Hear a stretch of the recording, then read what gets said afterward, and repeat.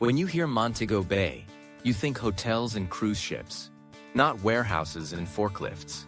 But in January 2026, the government quietly approved a brand new special economic zone that will pour almost $3 billion Jamaican dollars into a single site in Montego Bay, building a 100,000 square foot logistics city with 24 warehouse units.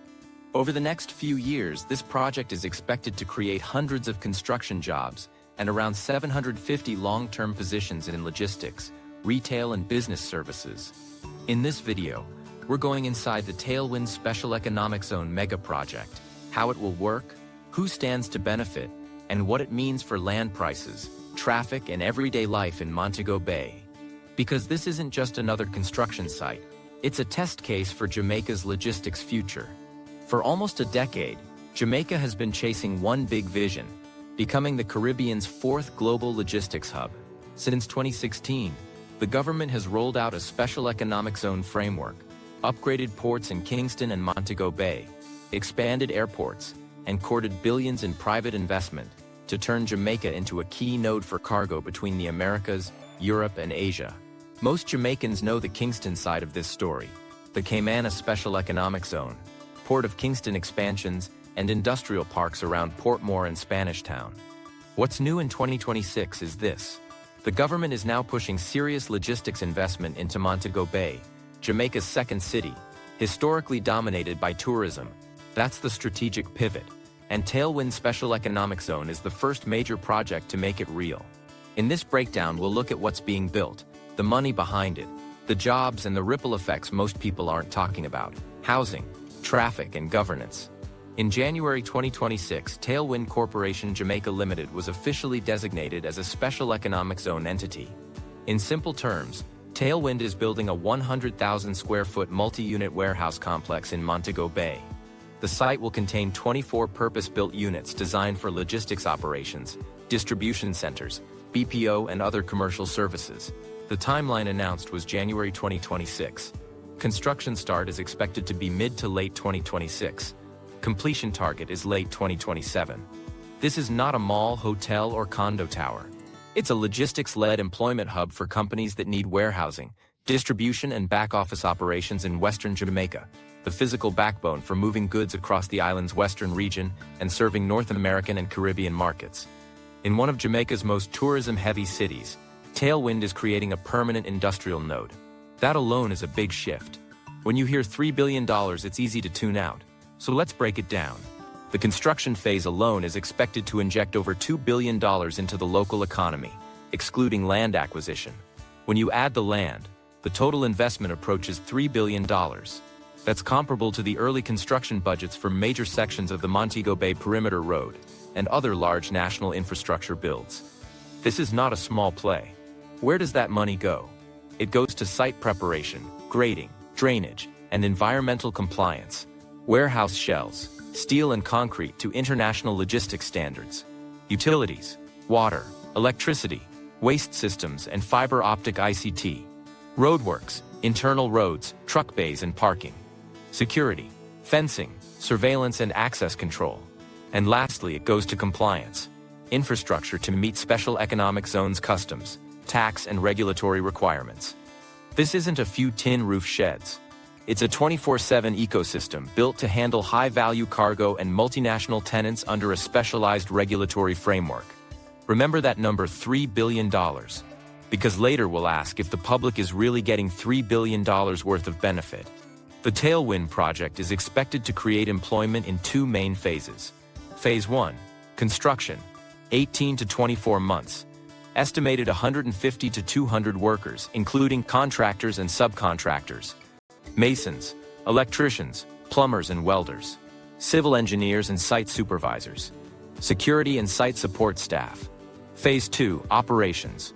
Once all 24 units are leased and active, the site is projected to generate around 750 long-term jobs, including warehouse staff receiving, sorting, packing, shipping, forklift and equipment operators, truck drivers and logistics coordinators, BPO staff, customer service, data entry and back-office processing, IT and system support, supervisors and middle management, cafeteria, security, cleaning and maintenance workers.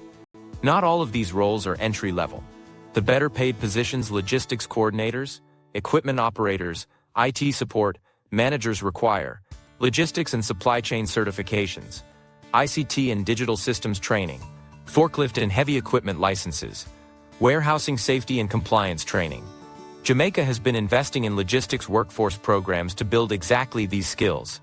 The big question is whether enough Montego Bay residents will be ready to compete for the higher value roles, or whether firms will bring in workers from Kingston and overseas. That depends on how seriously training is ramped up over the next 18 months. For decades, Montego Bay's economic identity has been almost entirely tourism. Hotels, all-inclusives, cruise ships, vacation rentals and Airbnbs. Most valuable coastal land has been reserved for resorts and tourism-adjacent projects. Recently, though, government has started reserving strategic parcels in Montego Bay for logistics and commercial services, a conscious effort to diversify the city's economy and reduce its dependence on tourism dollars. The location is strong. You have port access. Montego Freeport is Western Jamaica's main cargo gateway. Airport proximity. Sangster International is one of the Caribbean's busiest airports, with growing air cargo capacity. And you have road links. Major corridors connect Montego Bay to Negril, Ocho Rios and Kingston via the North Coast Highway. Zoom out and Tailwind fits into a national logistics network. Kingston Logistics Park and expanded container terminals. Caymanas large special economic zone with manufacturing and warehousing. Lakespen industrial estates near Spanish Town. Montego Bay the western anchor. The aim is a dual-engine logistics economy. Kingston handles heavy cargo and global transshipment. Montego Bay serves Western Jamaica, regional distribution and North American supply chains. If it works, Montego Bay stops being just a tourism town and becomes a city with two engines, tourism and logistics, making it more resilient to shocks like pandemics and recessions. That's the vision. Big employment hubs don't just create jobs. They reshape housing, land prices and infrastructure.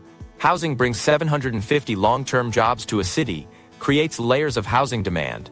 Entry-level workers need affordable rentals near the site. Supervisors and coordinators want better rentals or starter homes. Managers and expats look for higher-end apartments and gated communities. Montego Bay already has upward pressure on rents because of tourism and short-term rentals, which squeeze long-term residents. Add a permanent logistics workforce, some relocating from other parishes or overseas, and unless housing supply keeps pace, you get higher rents for existing residents. Displacement of lower-income families. More competition for affordable units. Traffic and infrastructure. Now layer on transport. Hundreds of workers commuting daily. Heavy trucks moving cargo in and out. Delivery vans and supplier traffic. Montego Bay's road network is already under strain and wasn't designed for heavy industrial flows. Key questions. Will there be road upgrades for increased truck traffic? Are dedicated bus routes or shuttles planned for workers? How will last-mile connections work from surrounding communities? As of January 2026, there hasn't been any widely publicized, detailed plan on these issues. That's a concern. Build a major employment hub without matching transport and housing, and you don't solve problems, you just move them around. Tailwind could generate strong economic activity for investors, while putting extra pressure on the systems residents rely on. Special economic zones offer tax incentives, modern infrastructure and global tenants, but they can also fail, and fail expensively. Risk number 1. The white elephant. If global demand slows or Tailwind can't attract enough tenants, you could end up with a large industrial complex sitting half empty. We've seen versions of this before. Industrial estates that took years to fill, free zones that underperformed expectations. Tailwind will be competing not only with other Jamaican hubs, but with SEZs across the Caribbean and Latin America. There is no guarantee that if you build it, they will come. Will Tailwind be different? In a moment, we'll look at what needs to go right. Risk number 2. Governance and transparency. Once land is locked into an SEZ, it's effectively committed for decades under a special regulatory framework. Decisions about how that land is used, who benefits, and what happens if the project underperforms sit largely with private developers and SEZ authorities. If those decisions aren't transparent or aligned with national planning priorities, you can end up with a major piece of Montego Bay's future controlled by interests that don't answer directly to the public. This isn't about being anti-development. It's about making sure that when we commit $3 billion in prime real estate, Governance is tight, oversight is real, and the public interest is protected. The Tailwind SEZ is a single high-stakes piece of a larger strategy. Jamaica is betting its economic future on becoming a regional logistics capital, a place where goods and services move efficiently between the Americas, Europe, and Asia.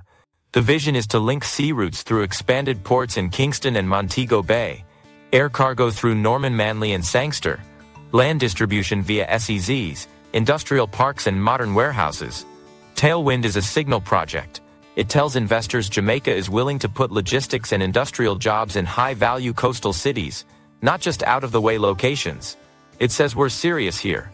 Is real money, real land, and real political capital behind this logistics vision? But here's the tension. If Montego Bay's $3 billion logistics city succeeds, does it open the door for more industrial mega-projects across Western Jamaica? Or will tourism interests push back and insist prime land stays reserved for hotels and resorts? Can Jamaica truly build a dual-engine economy in its second city? Or will one sector always dominate? That's the real test case. And we'll see the answer over the next few years as Tailwind SEZ moves from blueprints to bulldozers to tenants moving in. That's the inside story of Montego Bay's new $3 billion Tailwind SEZ mega project. If you found this breakdown valuable, hit like and drop a comment.